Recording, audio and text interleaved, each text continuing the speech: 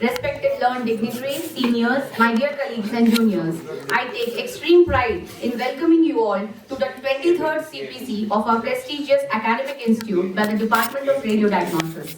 CPCs serve as an excellent academic fiesta to the medical community where the platter of clinical findings, radiological imaging and pathological correlation are infused together to bring out a definitive diagnosis with a patient-centered approach. Such academic, scientific discussions enhance our analytical thinking and strengthen interdisciplinary collaboration, thus improving patient care to a great extent. Now with this, I take proud privilege to welcome the dignitaries onto the dais, our respected Convenor CPC and Unit Head Department of Medicine, Senior Professor Dr. Puneet Saxena sir, onto the dais. I now invite Co-Convener CPC and Additional Principal, Senior Professor Dr. Monica Jain ma'am onto the dais. And finally, the Master of today's ceremony, Head of Department of Radiodiagnosis and Senior Professor Dr. Bhandari ma'am onto the dais. Unfortunately, we will not be having our respected principal sir with us, and Monica ma'am will be taking over. So now I request Monica ma'am to welcome the gathering. So good morning everybody, and indeed it is a great pride and pleasure that Department of Radiodiagnosis, without radiodiagnosis, जैसे pathology के बिना कुछ नहीं हो सकता, ऐसे radiodiagnosis के बिना भी कुछ नहीं हो सकता.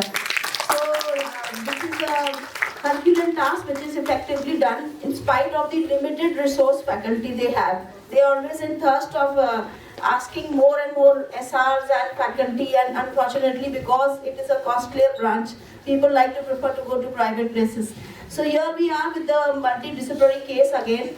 The CPCs serve not only to discuss those multidisciplinary cases, but they are the platform to showcase what we are doing, where we are doing, how we are doing. So my sincere congratulations and appreciation to the radiodiagnosis who have taken this initiative to produce another multidisciplinary case in today's CPC. So I welcome all of you and let us hear about the case. Thank you.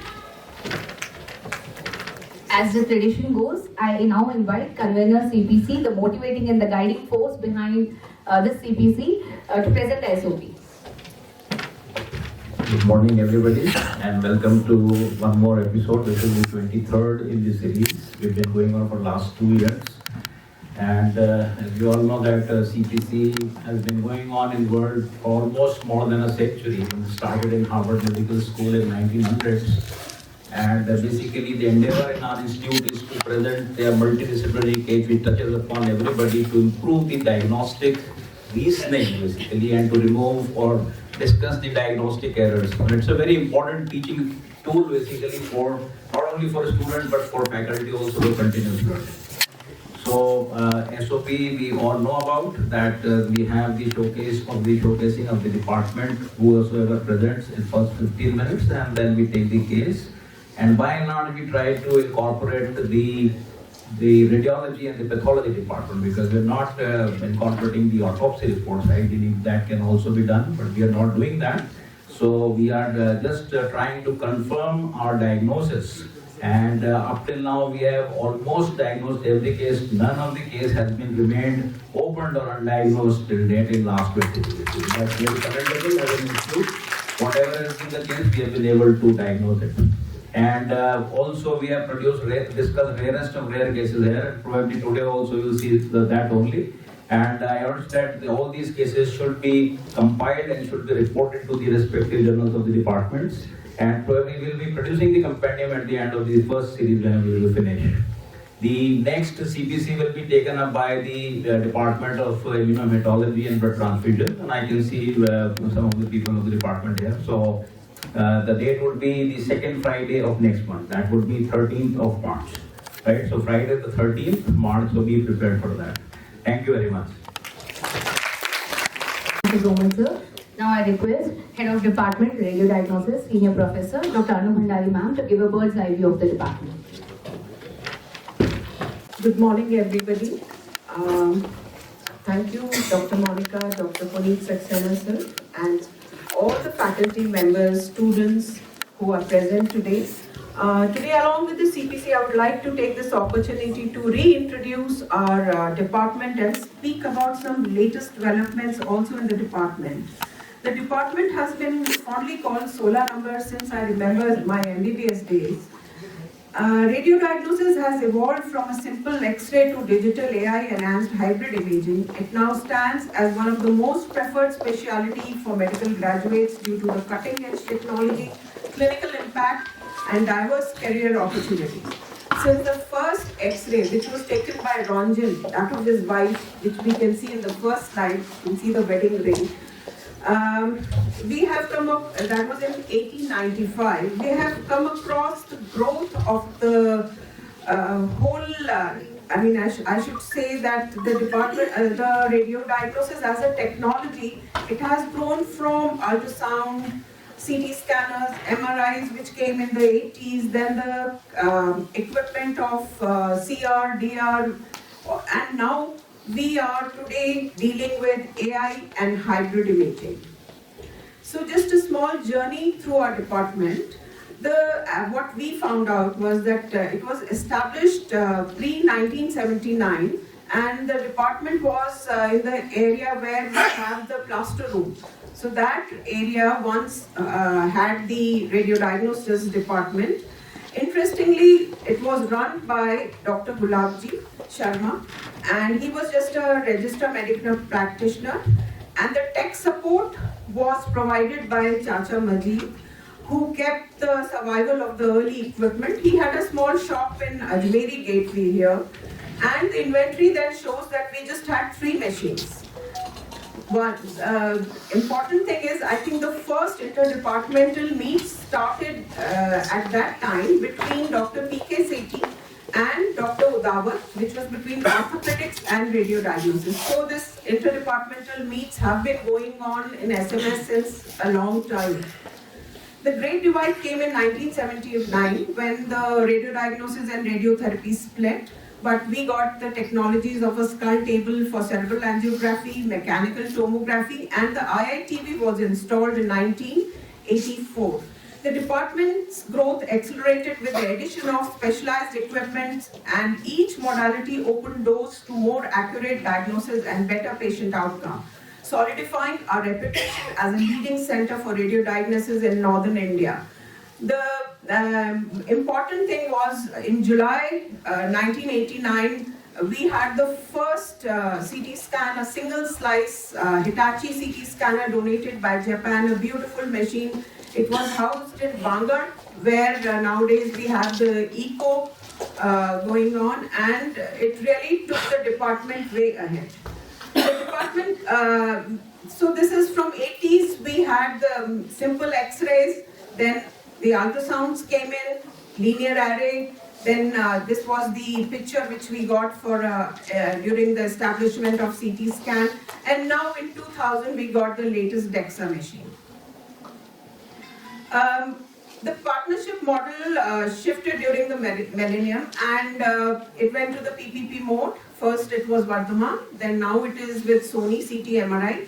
And the important thing is that we have a very high-end machine, CT machine, which is a dual slice, 256 slice, and it offers very high quality of images. Our city-wide diagnostic network is spread. Basically, with the limited faculty we have, we are taking care, giving a comprehensive care ecosystem, and starting from satellite hospitals, we are going through the Gangori, Chester TV, and this is the beautiful picture of our CT scanner in JK Lawn, followed by the State Cancer Institute Super Speciality Wing, where we do ultrasound, and we have our very own 3T MRI. So, and of course, Mahila and Zanana, where we are taking care 24/7. And now also doing state-of-art work as 2D and 3D ultrasounds. And we look forward to commence fetal interventions soon. This is the intervention department bifurcated from us in 2024. From humble beginnings to the state-of-art diagnostic center, our department has evolved through decades of innovation, perseverance, and commitment to excellence. This journey reflects the vision of pioneers like Dr. Udawat and dedication of countless faculty, staff, and students who have contributed to making radiodiagnosis at SMS Medical College a proud center in complete northern India. our previous HODs, the blessings of HODs have taken the department forward. The pioneer was Dr. V.D. Bhargav. He was from Agra Medical College, followed by Dr. Udawat. He was trained in the UK. We had Dr. R.K. Sharma, who did angiography. Dr. Navlakha was our principal. Dr. Shanti Mathur saw the establishment of the CT scan. Dr. Shah was our ADP also. Mala ma'am, expert in pediatric radiology. Dr. R.C. Yadav was, with his political interest, I think it helped the whole of SMS go ahead in other fields also. The series of our prior HODs who carried forward the torch of innovation, and now last year I took over, and my claim to fame is that I also hold the title of Lieutenant Colonel in the GHTA, that's the Territorial Army. Prior faculties of our department who have made great impact on the department which it is today. Dr. R.C. Joshi sir, he is father of our MS. Dr. Mrinal Joshi was a respected teacher. And we had Dr. Pradeep Parak sir, Dr. Rakesh Lal, and many others who have helped us.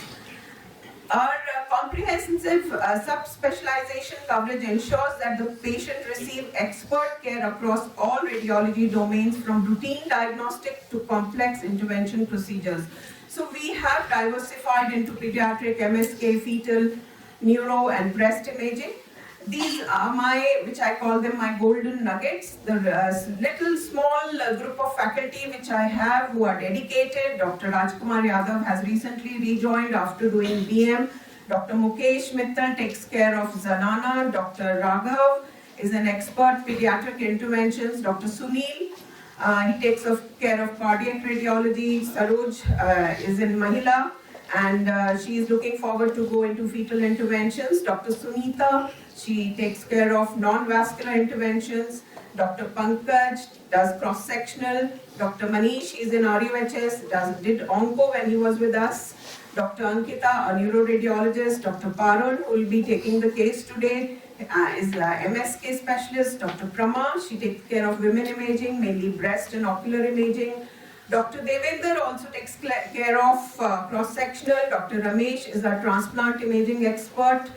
Dr. Naresh does cross-sectional and is a PET CT expert.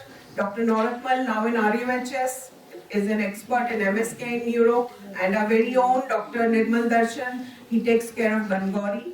These are our young ad hoc APs, Dr. Alok, Dr. Ayush, Dr. Anupam, and Ashish, and new addition is Dr. Rajbir. They are all going to take care of our department. The backbone of our department is the dedicated support staff who ensures the smooth operation, excellent patient care every day. These are our technicians. We are very proud to say that we have started having a lot of lady technicians also. Our partners in crime, the medical jurist department, we do yearly more than 6,000 x-rays and innumerable medical boards.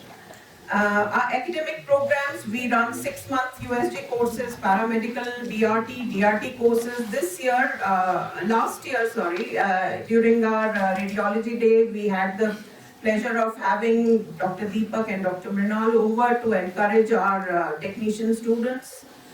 Our department journey began in 1971 with the first batch of MD Radiodiagnosis with just 2 seats. Now we have 75 residents in our family, and we have also started a gold medal in the name of Dr. Udawat.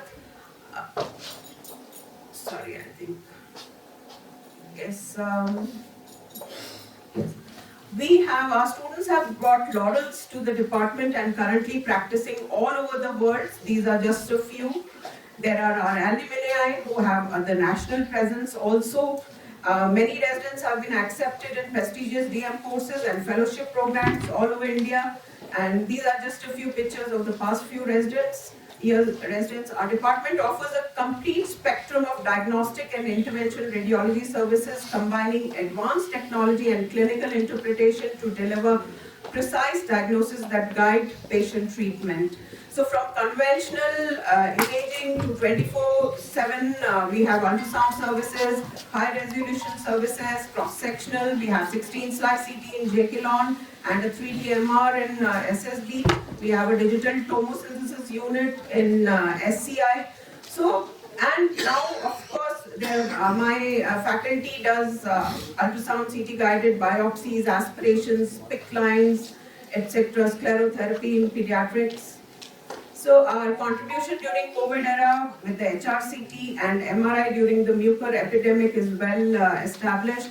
In radiodiagnosis, there is a constant need to update the machines regularly because the technology changes so fast. So we have to keep up with the speed for optimum care. So that is why we are always asking for new machines, be it an ultrasound fleet. We want the latest which is around so that we can do good for the patients. Monthly volume, we should not be shying away by saying that it is rather annual impact is we do more than 1.5 million patients annually, and my department is stretched to its total capacity. My residents and all are working very hard to stand up with the patient footfall in SMS. Department's publications and academic contributions are many, but just a small reminder, it would be more than 10-folds if all the faculty is given due acknowledgement to the publications by all concerned in the SMS hospital, which quote radiology in their publications. We have been part of many conferences and CMEs. Very proudly, we participated in the 2000 last year IFMB national conferences, which was a great success. Our teaching programs are packed. We have seminars, we have quizzes, exams, case discussions, and our residents are doing very well. At the Department of Radiodiagnosis, we envision a transformative future integrating artificial intelligence and machine learning algorithms to enhance diagnostic accuracy, expedite critical analysis, and support clinical decision making. We expect multimodal fusion technology and ultra-high 70 MRI in the future for our department. We are imaging experts and analyzing natural beauty is called pareidolia, and here you can see those very common bird beak appearance and eye of the tiger appearance. And I must say the clinical inputs of our fellow faculty members is indispensable for accurate diagnosis. Thank you, and I just am wishing you all a very happy Holi through this DTI mapping of the brain. Thank you so much. Thank you so much, ma'am. That was indeed magnanimous amount of work being done by your department. Radiodiagnosis indeed forms the bridge between clinical suspicion and pathological confirmation, helping us narrowing diagnosis and guiding us with the management. With this, I invite Dr. Parul Gupta, Associate Professor, Department of Radiodiagnosis, for today's brainstorming person. Good morning, everyone.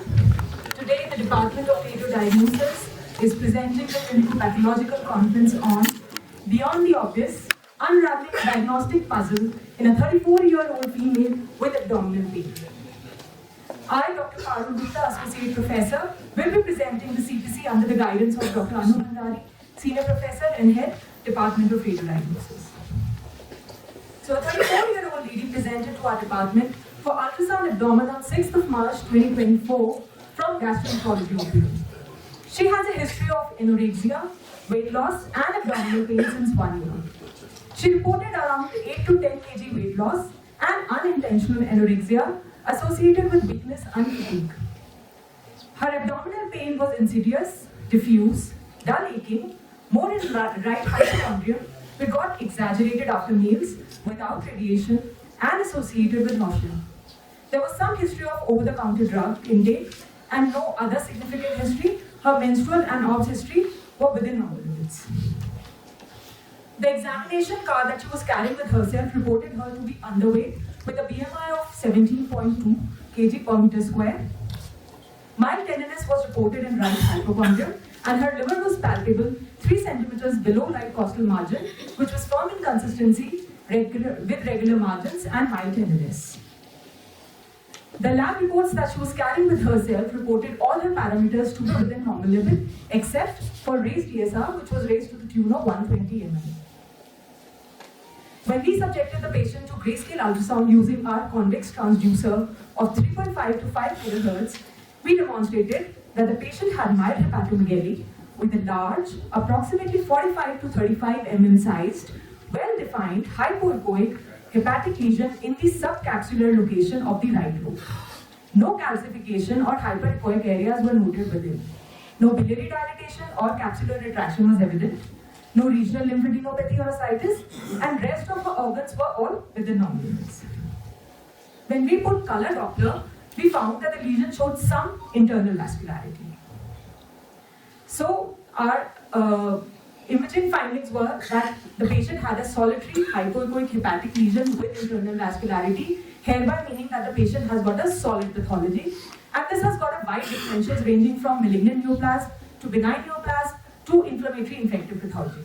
And for further characterization, as per the American College of Radiology appropriateness criteria, we subjected this patient to triple phase CT, which has got a very high positive predictive value and a good negative predictive value.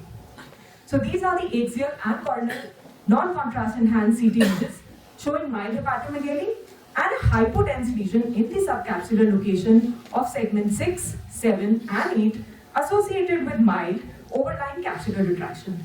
Again, no macroscopic fat or calcification was evident. These are the serial contrast enhanced images in the arterial, portovenous and delayed phases, showing in the arterial phase a peripheral thick complete rim of enhancement which was not following blood pool with non-enhancing central part. In the portovenous phase, we assessed that there was no washout of this contrast enhancement of the arterial phase, and a very subtle central enhancement was seen, which was much better seen in the delayed phase. Rest of our abdominal organs were all within normal limits. The bones were normal, no regional lymphadenopathy, and the basal lungs again were clear. So to summarize, we had a hypodense subcapsular lesion associated with mild capsular retraction, showing peripheral complete thick rim of enhancement in the late arterial phase, without washout on the portovenous or delayed, and showing subtle central enhancement in the delayed phase. So when we follow our diagnostic algorithm, first of all we assess whether or not the lesion is showing any arterial enhancement. So in our patient it was a thick complete rim of enhancement. The next thing that we check is whether or not there is any washout on the portal or a delayed phase.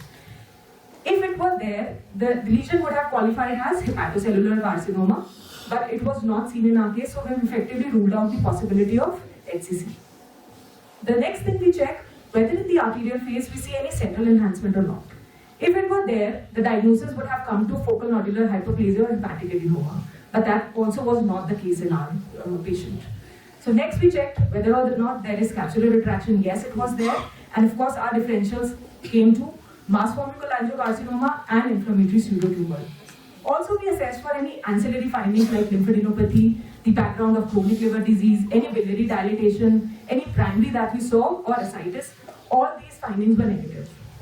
So based on these, our imaging differential narrowed down to mass forming cholangiocarcinoma and inflammatory pseudotumor, and we have effectively ruled out the possibility of hepatocellular carcinoma or a fibrolamellar carcinoma in a young patient with a normal liver.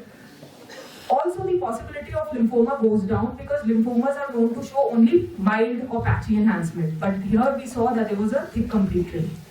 Also, the presence of subtle central enhancement that we saw in the portovenous and delayed phase rules out the possibility of a chronic abscess or a necrotic pathology. Because we were not able to form a conclusive diagnosis, we subjected this patient to triple phase MRI. Now, it's a problem-solving modality because it gives better tissue characterization, has got an accuracy of about 95%. So then we went ahead and did triple phase MR. This is the coronal and this is the axial T2 weighted image, which shows that the lesion is heterogeneously hyperintense with few hypointensities within. The lesion was isointense, 2 muscle on T1 weighted. On diffusion, the lesion showed hyperintense signal, and this has to be matched with the corresponding ADC image. And if there is any fallout of the signal, as we see here, that means there is patchy diffusion restriction. These are the post-contrast T1 weighted fat sat images in the axial and coronal planes. These demonstrated similar contrast pattern as we saw on CT. What extra information did we get on this?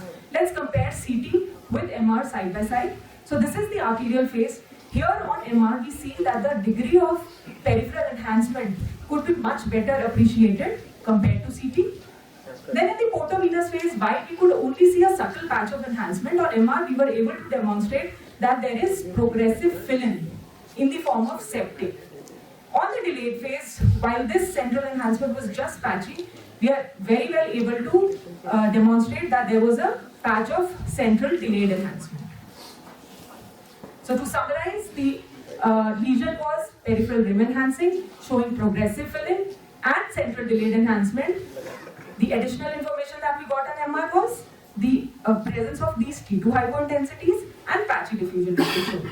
So based on these, our differential ruled out HCC as we did on CT. Again, we ruled out the possibility of chronic abscess or necrotic pathology again on CT.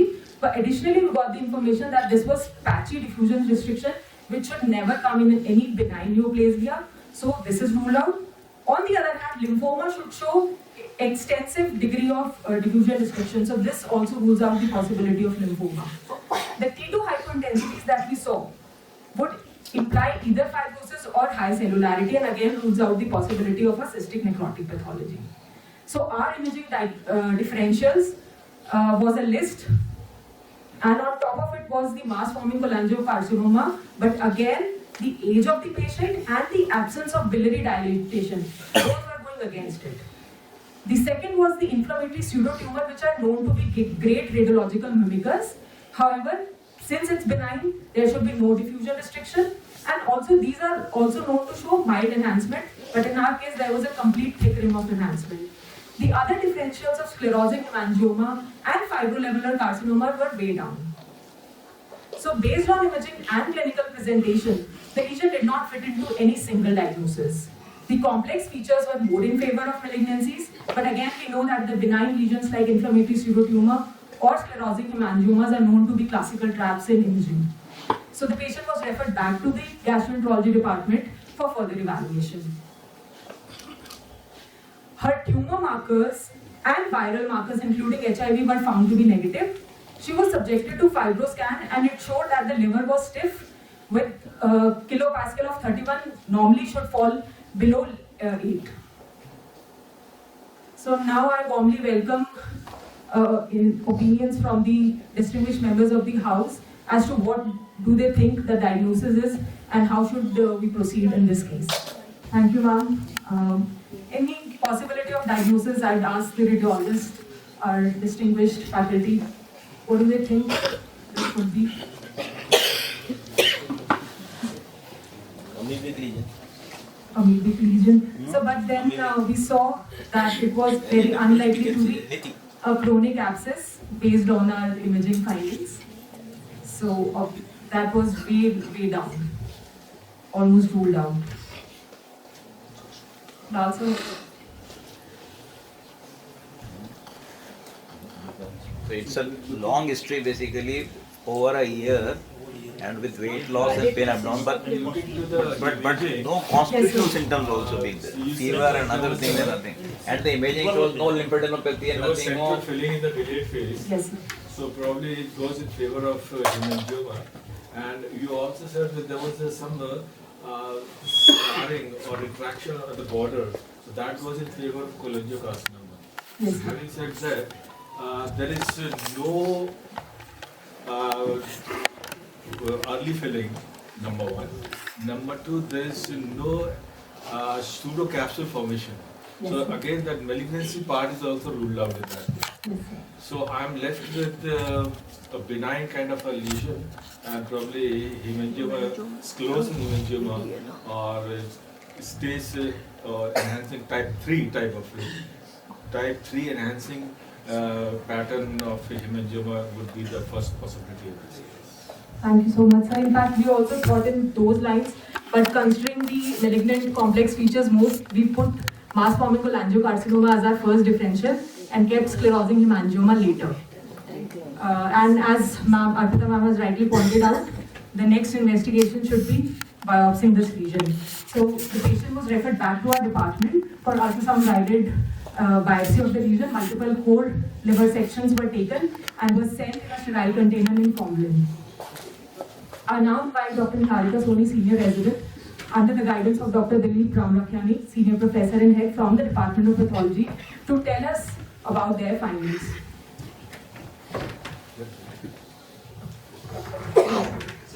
Good morning all.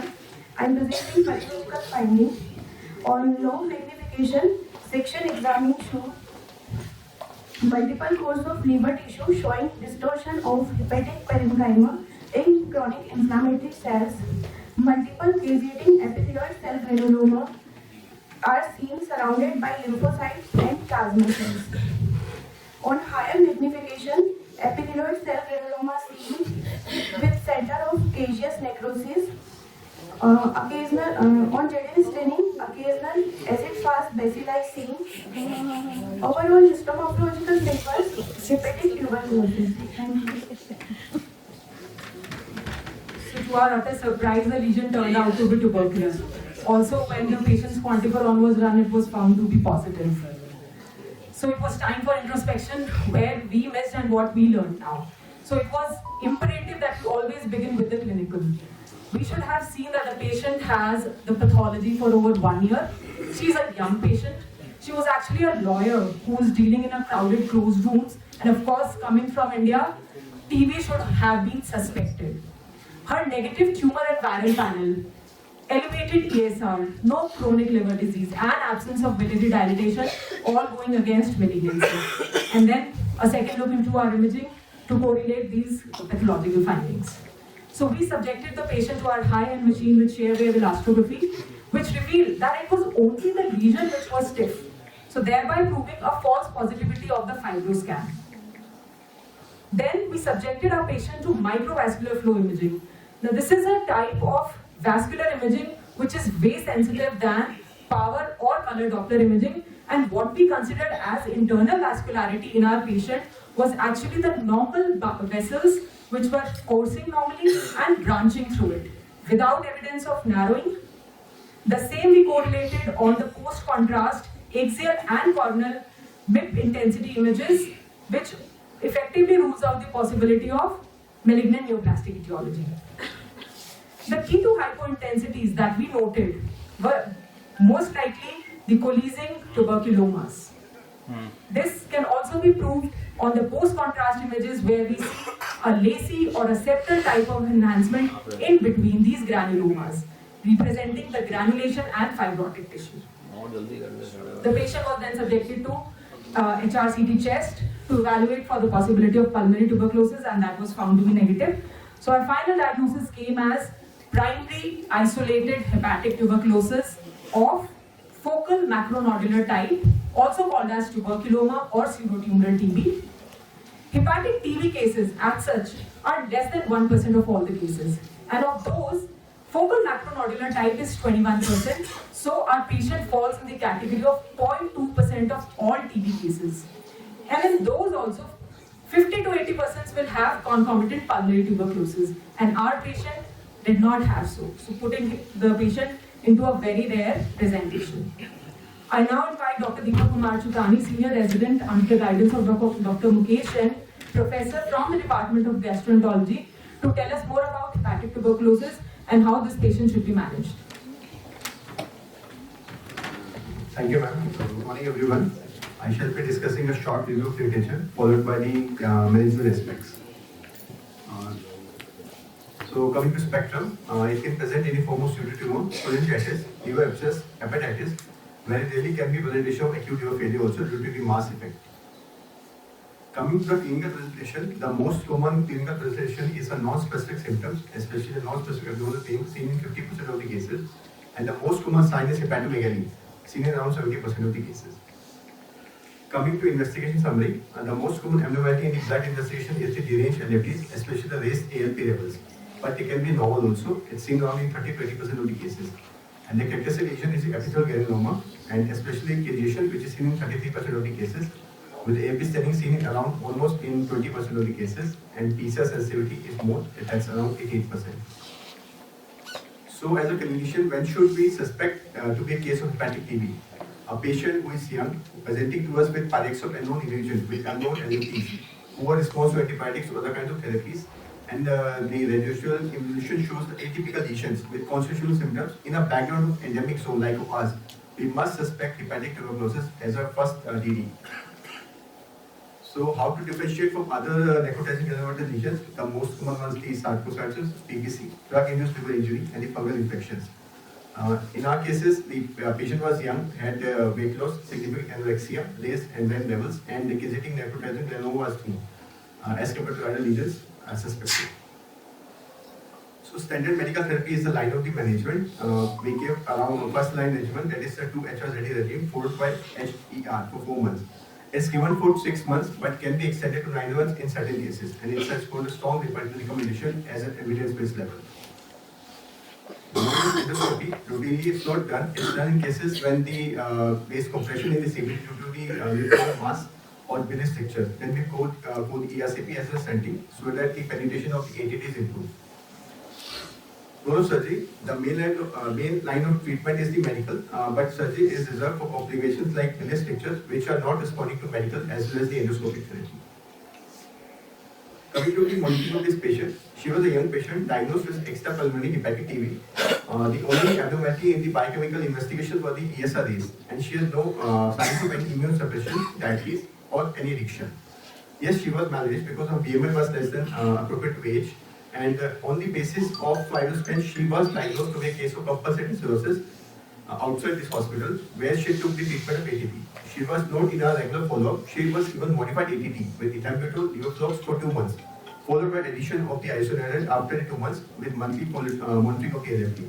Despite giving her the assurance and the proper advice, the patient was elected to follow up routinely. And there were no any signs of hepatotoxicity, uniform nausea or jaundice. And the LFT was normal when she used to come to a follow-up. Despite that, the nutrition remained poor because her calorie intake was around 20 kilocalories and protein intake was around 24 grams, suggesting malnutrition. So she was followed. The good point was the weight was not losing; it was static. And usually the weight increases by 4 to 8 weeks. Throughout the whole course, the weight gain was around 2 to 3 kgs only, and the appetite was persistent.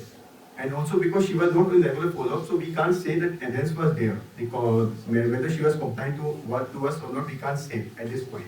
So we came to an outcome that TB was cured by radiological basis, but for clinician it was partially responded, and ATT was stopped after 9 months. And weight gain was seen around 2 kgs, and there were no signs and symptoms suggestive of hepatotoxicity. Coming to the case studies, in India we don't have specific case series for the hepatobiliary tuberculosis. We just have case reports or the case series which suggest that if these patients are diagnosed early and treated appropriately and adequately, the response are very good, the clinical outcomes are very good as compared to other patients. Thank you. So I would like to call Dr. Pal ma'am for further discussion.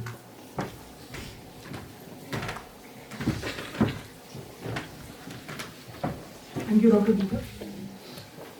So the patient came to us every 3 months for ultrasound follow-ups, where we found that the lesion progressively decreased in size, and at the end of 9 months we could not see any lesion on ultrasound, so we subjected this patient to contrast-enhanced MRI. And to our pleasant surprise, the patient showed complete resolution of the lesion with only a fibrotic band which was non-invasive. So these are the images showing that there is complete resolution of the lesion with only a fibrotic band. This itself is strongly diagnostic of resolution of the macronodular type of TB. At this time, her lab parameters were all within normal limits. However, her ESR still remained high to around 49. Her TB quantiferon turned negative, and her fibroscan showed the stiffness to be within normal limits. The patient, however, repeatedly denied significant clinical improvement without correction of her anorexia, malaise, or fatigue. She said that there is no significant weight gain. So to assess for comorbidities, she was subjected to upper GI endoscopy, which was normal. All her investigations for the possibility of celiac disease also turned out to be negative. So to summarize, patient completed her ATT in Feb 2025 with radiological demonstration of complete disappearance of her hepatic lesion. she continually reported non-improvement of her clinical symptoms. All her comorbidities were ruled out. In December 2025, that is 10 months post ATT, she additionally developed low-grade fever and abdominal pain. And this time she was referred to our department for TB MRI after private NCCT done. I take this opportunity to inform all the clinicians at this juncture that NCCT has but a very limited value in evaluating patients, maybe for renal calculi, maybe in an acute setting of appendicitis, but otherwise for characterization of the lesion, we require contrast provided the renal function tests are normal. So it was reported that she is having some periportal lymphadenopathy, some ascites, some splenomegaly.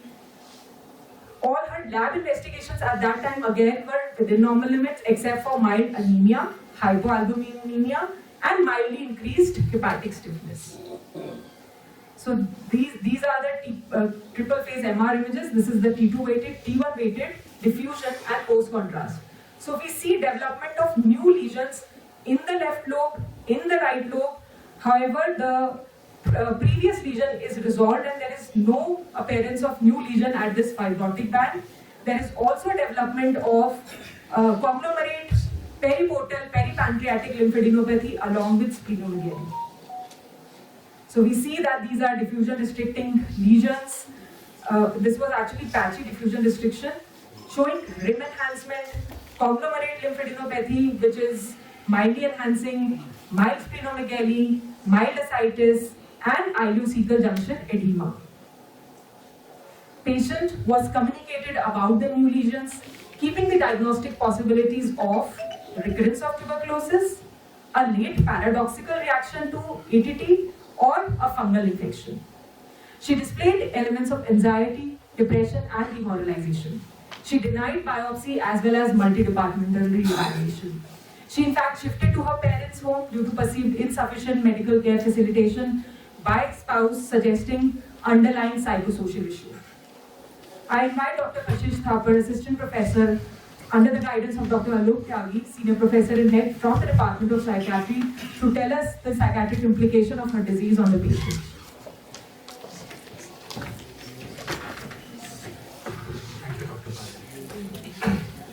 So when we view the case from a psychiatric lens, right, we need to we need to look into what causes vulnerability in this particular case for psychiatric comorbidity.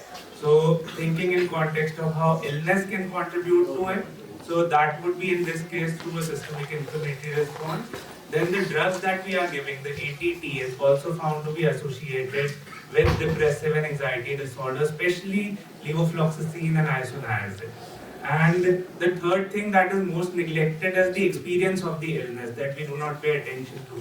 So going through the distressful symptoms for a prolonged period and the intensity of symptomatology might also contribute to eventual burnout and demoralization.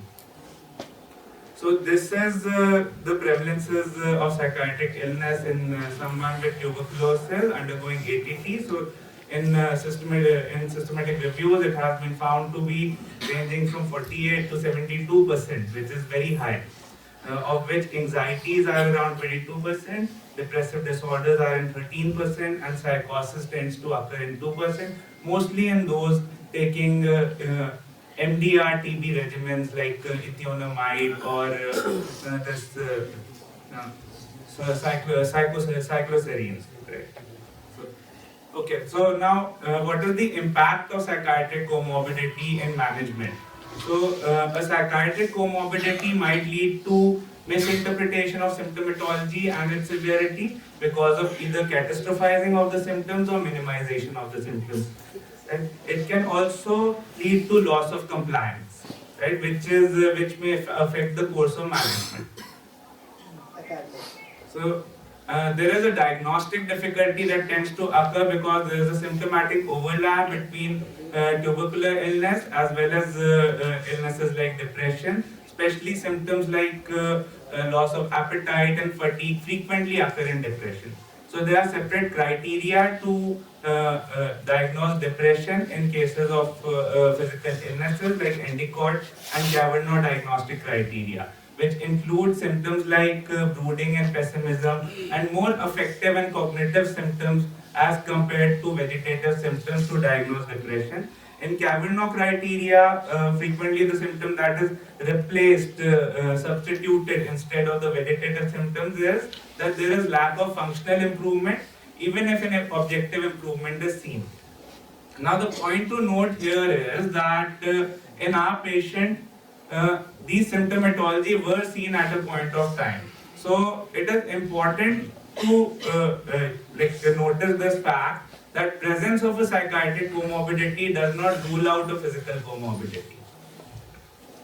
So it's important that we do regular screening for any case for a comorbid psychiatric illness, as it might affect the course of the illness. So screening, first of all, can be done by any professional. It doesn't have to be a psychiatrist, right? And it should be done prior to initiating ATT as well as on every follow-up. Screening tools are very brief and very easy to apply. For example, PHQ-2 has only 2 items in it, right? Which is the low mood and anhedonia, which is rated on a 3-point Likert. And GAD-7 has 7 items, again rated on a 3-point Likert. A score of 3 or more on PHQ-2 or 10 or more on GAD-7 identifies as a positive screen, in which case the case should be referred to a mental health professional. So there are operational challenges related to psychiatric referral. For example, there is social stigma and there is also lack of closeness of mental health professionals. So these can be dealt with through sensitization of other professionals towards mental health and closer availability of psychiatrists in the respective premises. I would like to call Dr. Parul again to carry on the further discussion.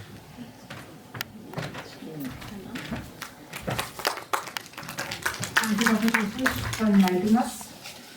So finally, after 2 months of continued persuasion by her family and repeated discussions regarding the need for biopsy, the patient came to us on 10th of February 2026, and finally her biopsy was done from the hepatic lesion, and this time the sample was sent both formalin for pathology as well as saline for microbiology. These are the ultrasound images taken during the biopsy, and we could see the presence of multiple subcentimetric pec-portal peripancreatic lymphadenopathy. Her hepatic lesions were nearly iso to hypoechoic on ultrasound. Now I again re-invite Dr. Niharika to tell us what she found this time.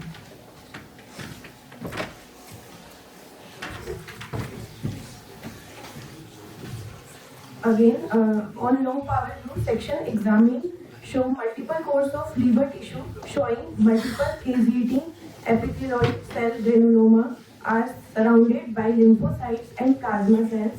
On higher magnification, well-formed epithelioid cell granuloma are seen in center of caseous necrosis. No fungal hyphae seen. On JDS staining, acid-fast specimen not seen. Overall histomorphology favors hepatic tuberculosis. Thank you. Now, I would like to invite Dr. Varmika Vijayvalli ma'am, Associate Professor, Department of Microbiology, to take over.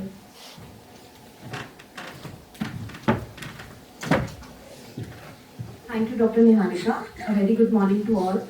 Before proceeding on to with this case, I would take a brief opportunity to update everyone regarding the investigations available for TB diagnosis and also what should be the first investigation of choice. National Tuberculosis Elimination Program recommends TB-NAT as the initial investigation of choice. This is a cartridge-based nucleic acid amplification test, also popularly known by the name of Gene Expert. So this has revolutionized the TB diagnosis by giving detection of TB and rifampicin resistance in less than 2 hours. Another similar platform is TrueNAT, which is a chip-based, which is based on a chip-based technology, and this is more suitable for peripheral labs. So any of these investigations you can choose as per the availability. But still, the gold standard remains the age-old culture-based method. There is widely available automated liquid culture system by the name MGID, So this offers an advantage of faster detection and higher sensitivity, but still the drawback with culture-based techniques is still the long turnaround time. Even midget takes up to 6 weeks to give the result. Talking about the drug susceptibility testing, so looking at the high prevalence of MDR-TB amongst the previously treated patients as well as the newly diagnosed cases, NTEP focuses on universal drug susceptibility testing and rapid molecular diagnostic tools. Among the molecular methods, there is CBNAT and TrueNAT available. Line probe assay for first line and second line antitubercular drugs is also available. Midget can also be done, or this is a culture-based phenotypic method. Sequencing is also there. But in this case, what should be the appropriate sample to be sent? Tissue biopsy is the ideal sample which we recommend for such a case. Lymph node and fine needle aspirate are also admissible. But when sending a sample for microbiology, it should always be sent in a sterile container without any fixative or preservatives like formalin. Ideally, the sample should be sent in normal saline, and that too before initiation of antitubercular treatment. Formalin-fixed paraffin-embedded tissue can be considered for CBNAT, but that is not the preferred way, because even the studies have quoted that it leads to further 15 to 20% reduction in the sensitivity of CBNAT. So coming to this case now, initially when the patient presented with the primary symptoms, no sample was sent to microbiology for any diagnosis. It was only 10 days back liver biopsy was sent for CBNAT when the patient presented with a relapse. So CBNAT was put on the sample, but it was found to be negative. The negative result of CBNAT can be attributed to various factors. This is a case of extrapulmonary TB, and such solid tissues like liver masses are often possible as bacillary in nature. So this may lead to low sensitivity in CBNAT. Further, the sensitivity is known to be variable in such cases, even ranging from 37 to 93%, and it entirely depends on many factors like the site of lesion, the type of sample received, the adequacy of the tissue. Further, the presence of PCR inhibitors can also contribute to negative result. Then, furthermore, after starting antitubercular treatment, the bacterial load drops down drastically and below the limit of detection. So this can also contribute to the negative result. So the key recommendations from microbiological point of view are that CBNAT is highly recommended as a reliable initial test for MTB detection and drug resistance. For microbiology, site-specific samples should be sent in normal saline at the primary suspicion of TB even before the initiation of any antitubercular treatment. In cases of relapse or extrapulmonary tuberculosis, a comprehensive clinical correlation with radiology, histopathology, and microbiology should be preferred over the report of CBNAT alone. So in the end, I would again emphasize that due to high prevalence, high death rate, long duration of treatment, and poor outcomes of drug-resistant tuberculosis, it warrants early microbiological diagnosis along with drug susceptibility testing in all suspected cases of tuberculosis. Thank you. I would like to invite Dr. Deepak from gastroenterology to further take on the discussion.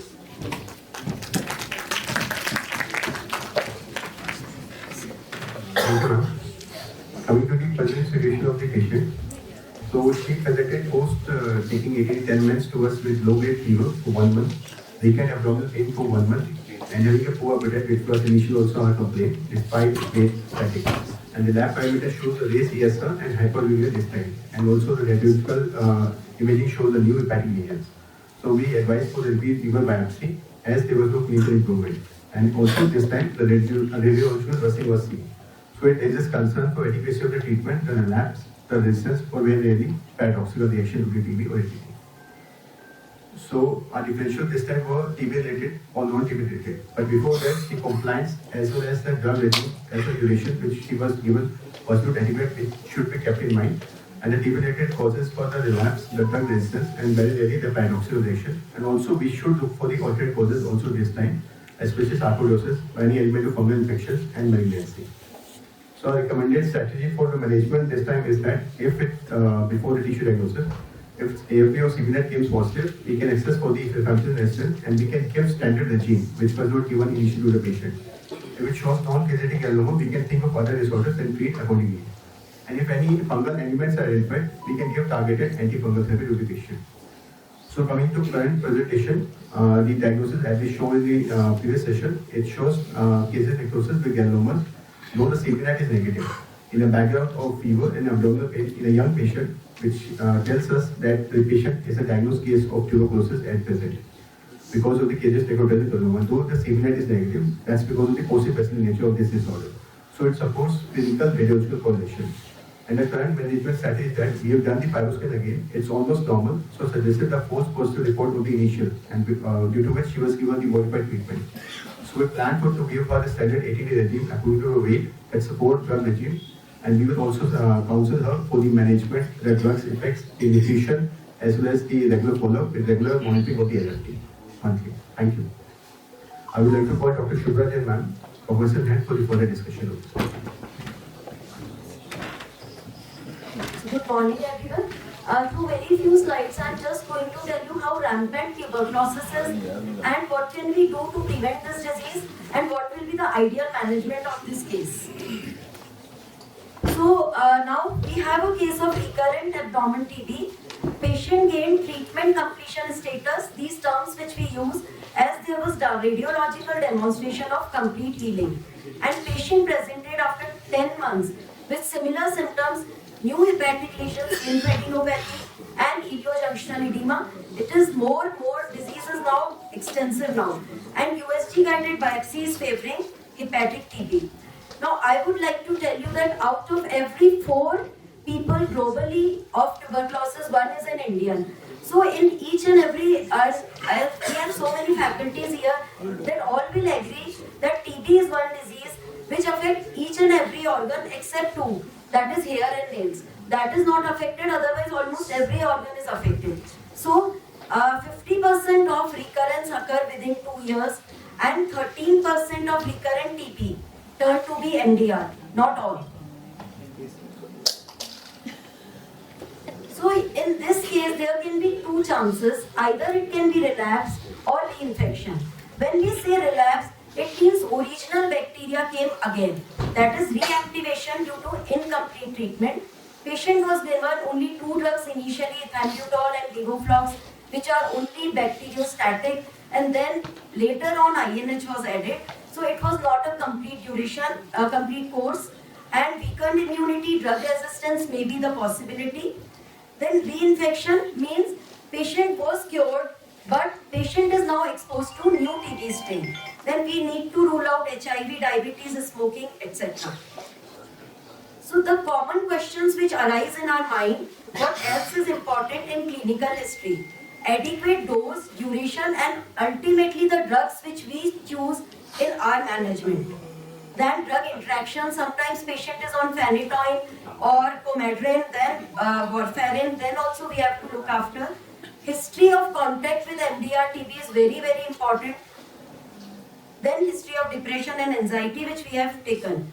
Is it essential to rule out TB in other organ? Yes, in this case, sometimes patient is not symptomatic and radiology department already did CT chest, so yes, X-ray or CT chest. Then is there any role of MT or IGRA? We get many patients of recurrent TB getting MT done or IGRA done. So I will tell you that there is no role, as these tests are for latent infection, not for active TB. They are ancillary tests. They sometimes help, like especially in genital TB. Should we start ATT upfront, looking at symptoms or radiology in cases of recurrent TB? No. Because now in this era, we need to have biopsy proven or microbiological proven TB in cases of recurrence. And here, as it is a recurrent TB, then knowledge of resistant bacilli also become essential. Can this case be MDR? Yes, but not always. Here the possibility is less because patient initially responded to treatment. So we are thinking that that original bacteria reactivated again. Can it be drug sensitive TB? This is also very important point, and yet patient is not responding to first line ATT. So yes, it can be there. Some individuals have subtherapeutic levels of ATT in blood despite proper dosing. So TDM is advisable and it is done only at one government center that is NITRD in Delhi. And that tells that drugs which you are giving are not exactly in the same way it should be in blood. So sometimes we need to increase the doses of ATT. When to extend duration of ATT? This all we know that when positive TB cultures are at 2 months, cavitary disease, EPTB, partial clinical radiological response or extensive disease. But over top of this, it is also a clinician decision that they can also extend duration of ATT in certain cases when they don't find clinical improvement perfectly. How long should a TB patient be followed up? After completion of ATT, ideally he or she should be followed up every 6 months for a duration of 2 years so that we can early detect the relapse, which did not happen in this case. What to do to prevent early detection of relapse? Adequate dose and duration, management of comorbidities, adequate nutritional support. Like I think in this case, dietary counseling should also be taken into account. Regular follow-up can help in early detection of recurrence. So last 2 slides, how to manage our patient. We have to take history of contact with MDR, X-ray chest, management of comorbidities, psychiatric counseling. We have hepatic TB report. Now we are waiting for culture to prove whether it is INH resistant only or MDR. Then patient should be taken on HERZ according to body weight. Here I would like to highlight, though it is not in any guidelines, but in these cases where there is risk of hepatitis is more, we sometimes add first rifampicin for 7 days followed by addition of pyrazinamide and no addition of single drug like quinolone or aminoglycoside required, as this case can be MDR also. So TB is not just starting ATT, it is complex. AFB is sometimes positive, CB0 is negative. Then we have to think of possibility of NTM. There are possibility of drug resistance, comorbidities, drug interactions. We have high-risk paradoxical response to ATT. Disease is sensitive, not responding. So these are things which should be taken into account. So now I invite again Dr. Parul to conclude the session. Thank you, ma'am, for enlightening us. So we now come to the concluding. Yes, sir. Being a nephrologist, I want to say that contrast-associated nephropathy, whether it is a reality or myth. With this long experience, I think by and large with the available contrast, it is a myth. So for the importance of diagnosis, is basic disease is more important. So non-contrast studies may not be important. So whenever we have a fear of the developing the renal failure, we should not afraid of the doing the contrast study. We can go ahead with the proper prophylactic measures. Even we have seen that in spite of the moderate degree of renal failure, patients are doing very well. So we consider contrast-associated nephropathy is a myth, not a total reality. It's not a myth. We should always evaluate the I want to communicate the other clinicians, we should consider it a myth, not a reality. So EGFR has to be done always. That will help us. We should not afraid of the renal failure. Absolutely. So yes, we come to the concluding part, and it is with the important message that it is the interdepartmental license which is the key to complete management of the patient. Thank you very much for your inputs. So our key take-home points are that suspicion is the key to diagnosis. Always suspect tuberculosis in any organ, in a patient who's young, with atypical symptoms, normal lab parameters, and was coming from India. Hepatic TB, it's a great radiological marker, and cross-sectional imaging alone may not be sufficient in reaching the diagnosis. Our case was a very rare presentation of only 0.2% of all TB, that is 9 per million population, and in fact, we could not find any documented recurrence or a late paradoxical response to ATT, as we will find out after the liquid culture report in hepatic tuberculosis in literature. That biopsy should be attempted in all cases with inconclusive imaging, and sample has to be sent both in formalin and saline if TB is suspected. That CB0 gene expert should be done in all cases suspected with TB. It is equally imperative that we ensure an adequate dose and duration of ATT and adequate nutritional and social support to the patient. The simple screening test like PHQ2 and GAD should be used by any healthcare professional to evaluate patients' mood or anxiety, and it must be done before initiating treatment and on every follow-up until full recovery. And if screen positive, patients should receive some psychiatric help. If the patient is complaining of a partial clinico-radiological response, this warrants extension of ETT and evaluation for comorbidities. Due to chance of recurrence, which is about 5 to 10%, and post-treatment complications, TB patients must be followed every 6 months for a duration of 2 years after ATT completion. The recurrent TB, which was our case, especially the extrapulmonary type, is generally positive acidity, and in such cases CBNAT is going to be negative. We are not going to find AFP. So in such cases, microbiological culture has to be done before starting ATT, and also to evaluate drug resistance in such cases. And in the end, it is actually the complete patient healing which requires a multidimensional approach incorporating nutritional optimization, pharmacological management, and psychosocial support. With this, I thank everyone present here for their valuable time.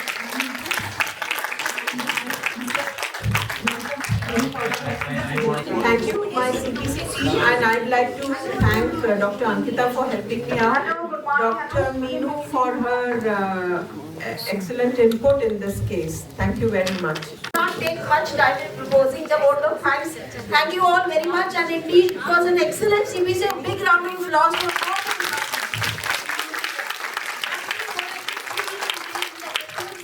Everybody was acknowledged. सबकी photographs प्यारी प्यारी CPC में थी, along with the admiration for the respective departments, and of course all the persons sitting here right now, I can see all are wide awake, or everybody wants to contribute. So that is the success of this CPC. Thank you very much. We have tea and koftas outside. Thank you.